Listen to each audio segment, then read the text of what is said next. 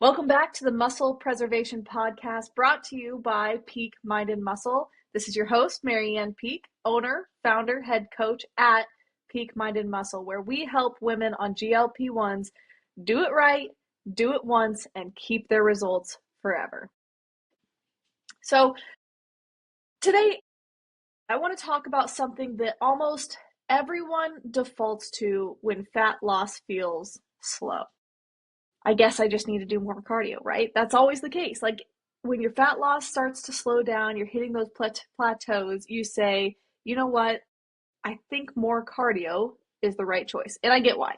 Cardio feels productive. You're sweaty, you're tired, your watch says you burned calories, so it must be working, right? But there's a little bit of a hard truth, and that's that more cardio is often the exact thing stalling your progress, not accelerating it. And I know that sounds counterintuitive.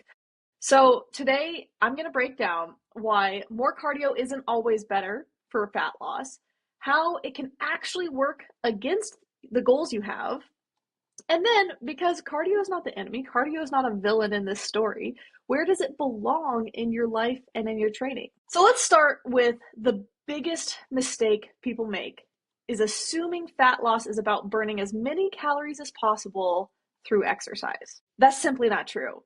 Fat loss doesn't come from how tired you are. It comes from a sustainable calorie deficit that you can actually maintain.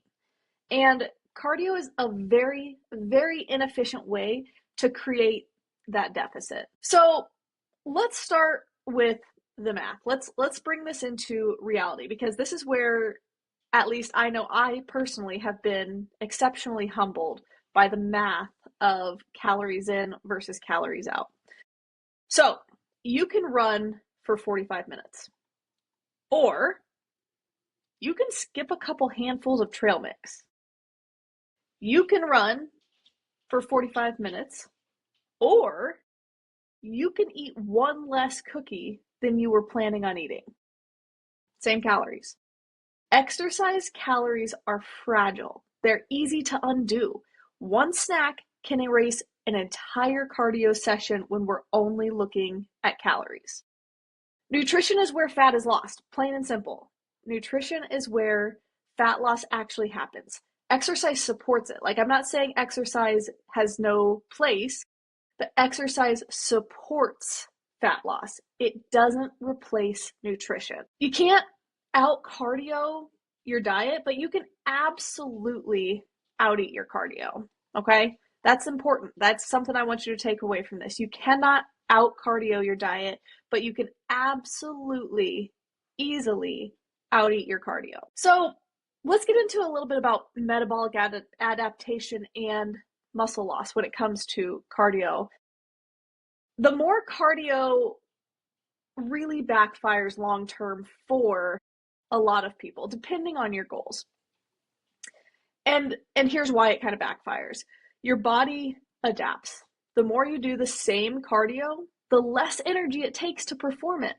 The more you run 1 mile every day, the less energy it's going to take you to run that 1 mile. So you burn fewer calories doing the same work. Your body adapts. This is going to be a theme that you'll notice throughout this podcast. Your body adapts. Your metabolism becomes more efficient. Your progress slows even though you're working harder. Now, add one more problem, and that's muscle loss. Excessive cardio, especially without enough protein or strength training, can signal your body to break down muscle. And muscle is metabolically expensive tissue. If you've listened to my previous podcasts, you know muscle is metabolically expensive tissue. If you lose muscle, you lower your metabolism, and that means fewer calories burned at rest. If fat loss is the goal, losing muscle is the worst possible side effect that you can have. Now, this is the part that I just don't feel like it's talked about enough. Hard cardio makes you hungrier.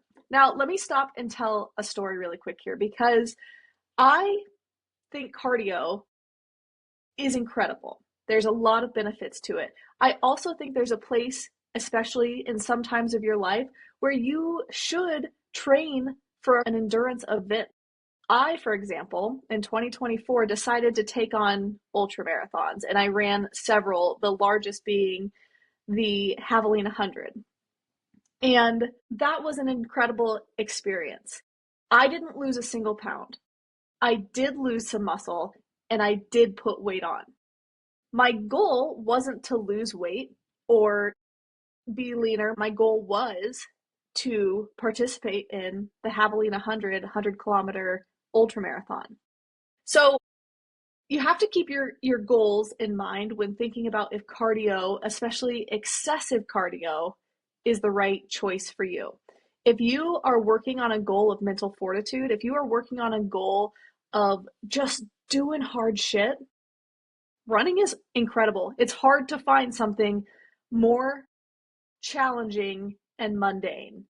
You have to persevere through boring stuff every day for hours a day, knowing you're not getting leaner, you're not losing weight, you're not hitting any of those goals. The goal is perseverance. At least that was it for me. So cardio has its place. Excessive cardio definitely has its place, but it's going to make you hungrier. It's going to make you hungrier. Hard cardio is going to make you hungry. Not I could eat hungry. Literally, I need carbs immediately, and I don't care for where they come from hungry. Like, I need it immediately. And your body does. Your body literally does need those carbohydrates immediately. So what happens though?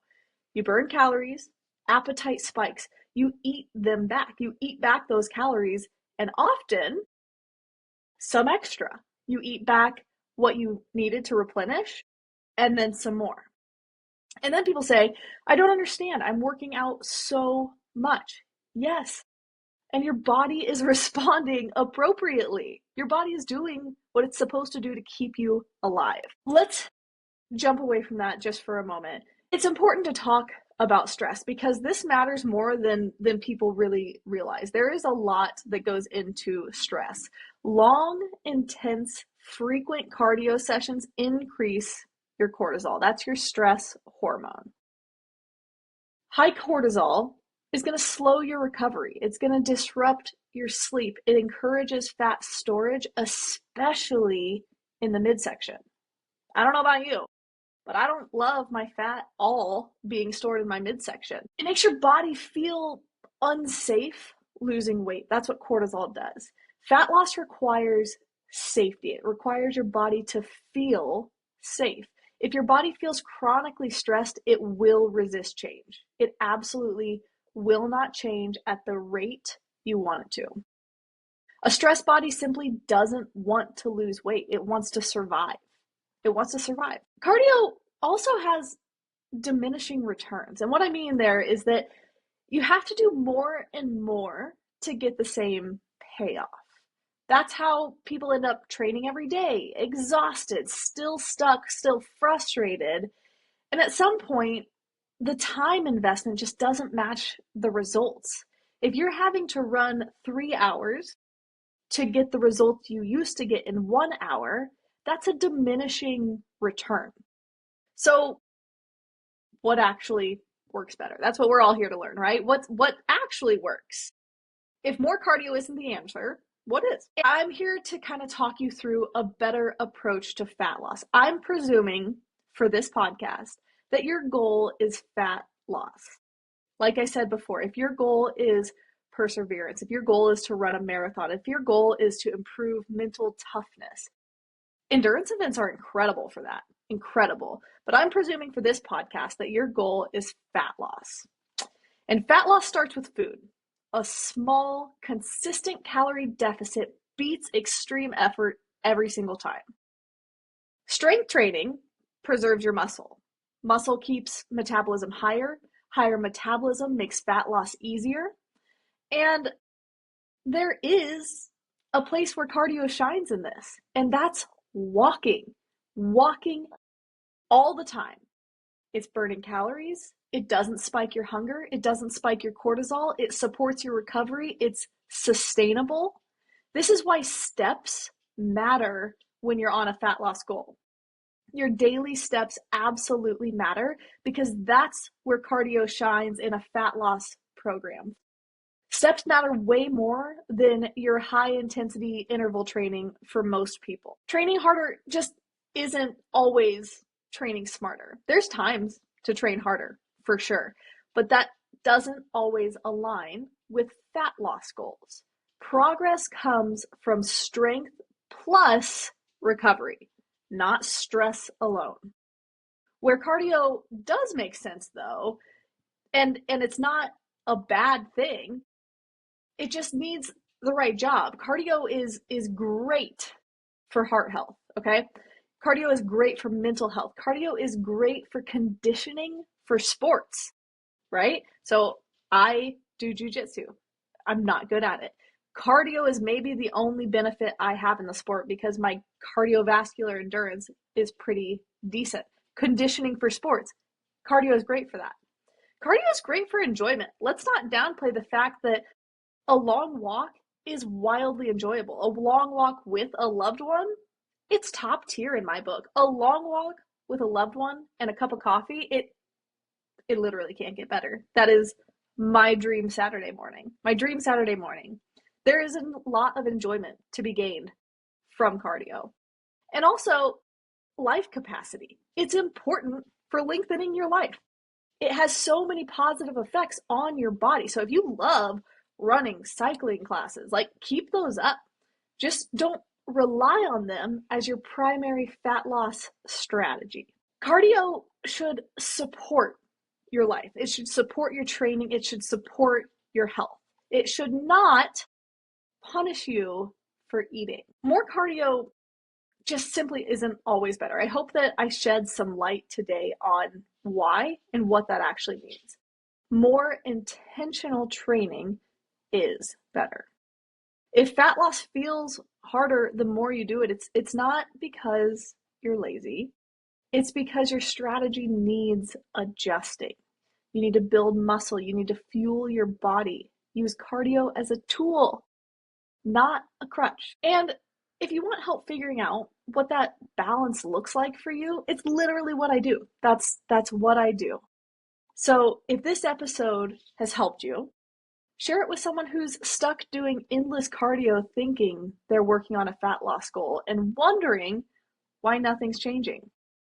If this episode didn't help you, send it to someone you hate. They'll listen to it. And lastly, if you want a plan that actually works for your body instead of against it, reach out to me. Send me a DM. Check the show notes for ways to contact me. And let's figure out what the right plan looks like for you. In the meantime, do it right, do it once, keep your results forever, and I will catch you next time.